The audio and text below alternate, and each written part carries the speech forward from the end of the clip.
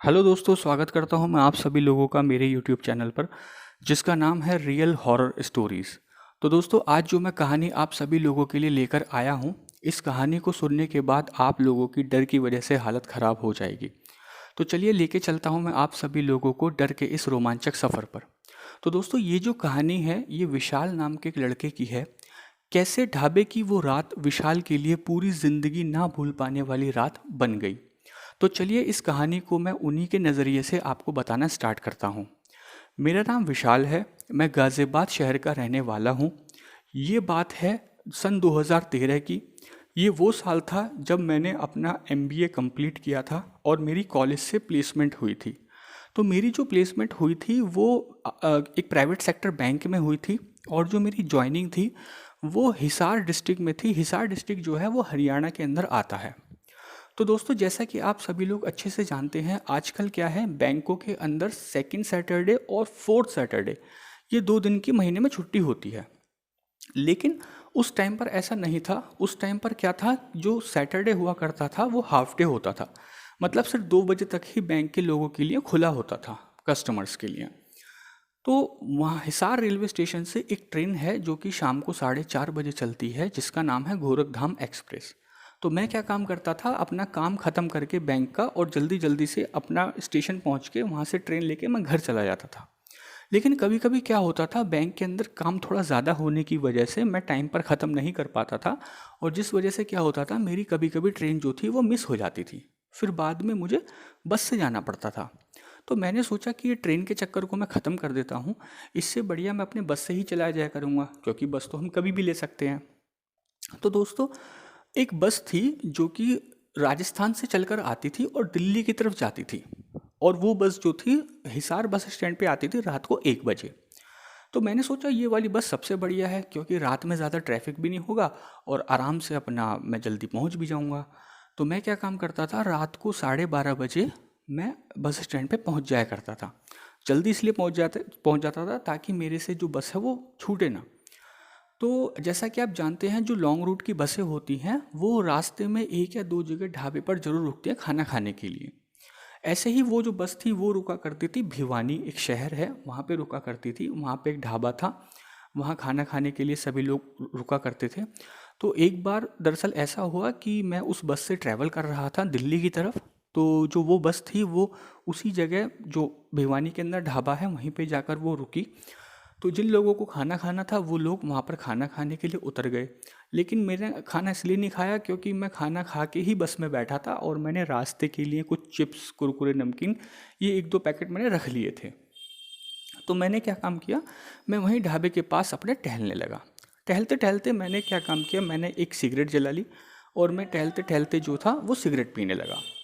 फिर मैंने सोचा कि एक काम करता हूँ, बस में बैठने से पहले थोड़ा टॉयलेट हो आता हूँ ताकि रास्ते में किसी तरह की कोई प्रॉब्लम ना हो।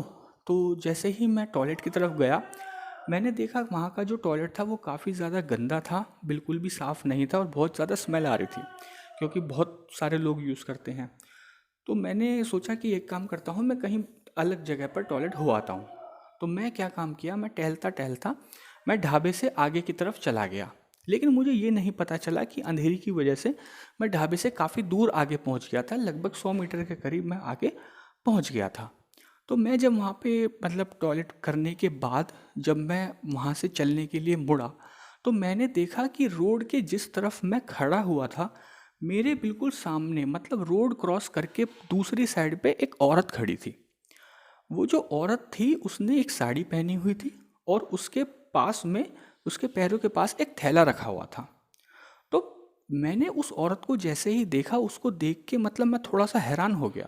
पहले तो मैं डर गया, मैंने कहा ये अंधेरे में इतनी रात को ये औरत यहाँ पे कैसे खड़ी है, आखिर अकेली क्यों खड़ी है।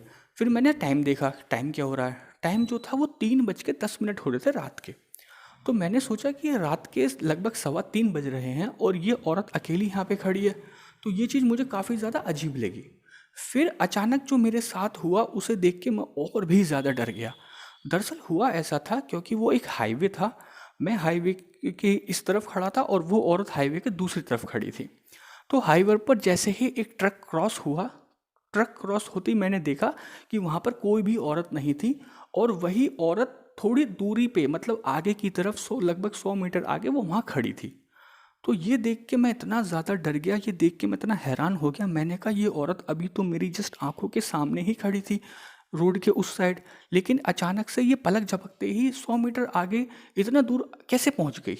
तो ये इस चीज़ से मैं काफ़ी ज़्यादा डर गया, मैं काफ़ी ज़्यादा घबरा गया। मैं जल्दी जल्दी से अपने कदमों को बढ़ाता हुआ मैं भागता हुआ ढाबे की तरफ पहुंचा।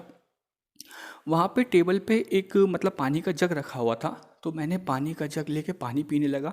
तो दोस्तों ढाबे पे जो लोग होते हैं, मतलब जो कस्टमर से ऑर्डर लेते हैं, उनमें से एक लड़का मेरे पास आया और उसने मुझसे धीरे से ये पूछा कि क्या हुआ, तुम इतने घबराए हुए क्यों हो। मैंने उससे कुछ नहीं कहा। कहने लगा क्या तुमने किसी औरत को देखा। जैसे ही उसने मुझसे ये लाइन पूछी मैं एकदम घबरा गया। मैंने कहा ये इसको कैसे पता, लेकिन मैंने उसको ना तो हाँ बोला ना ही ना बोला, मैंने जस्ट गर्दन हिलाकर मैंने हाँ में उसको इशारा किया।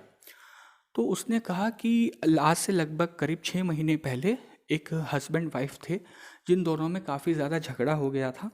और वो जो औरत थी वो गुस्से में अपना सामान पैक करके अपने कपड़े थैले में रख के वो वहाँ पे आ गई थी। और रोड पर ही वो दोनों एक दूसरे से काफ़ी लड़ रहे थे। जो उसका पति था वो अपनी वाइफ को काफ़ी ज़्यादा समझा रहा था, लेकिन जो उसकी वाइफ थी वो बिल्कुल भी मानने के लिए तैयार नहीं थी। उसके पति को गुस्सा आया, उसने रोड के आगे उसे धक्का दे दिया, तो एक ट्रक जो था वो उसको कुचल के चला गया और उस औरत की उसी समय ऑन द स्पॉट जो थी वो डेथ हो गई थी। तो इसी औरत की वो आत्मा है जो कि यहाँ पर भटकती है। यहाँ पर कई लोगों को दिखाई दे चुकी है, कई लोगों ने इस बारे में बताया है, लेकिन इस आत्मा ने कभी भी किसी को कोई भी नुकसान नहीं पहुँचाया है। जस्ट ये आत्मा यहाँ पर अपने होने का, अपनी मौजूदगी का एहसास दिलाती है। तो दोस्तों आज की थी ये कहानी। आई होप आप सभी लोगों को मेरी ये कहानी पसंद आई होगी। अगर आपको ये कहानी पसंद आई है तो आप इसको लाइक कीजिएगा, कमेंट कीजिएगा, मेरे चैनल को ज़्यादा से ज़्यादा सब्सक्राइब कीजिएगा। थैंक यू वेरी मच दोस्तों।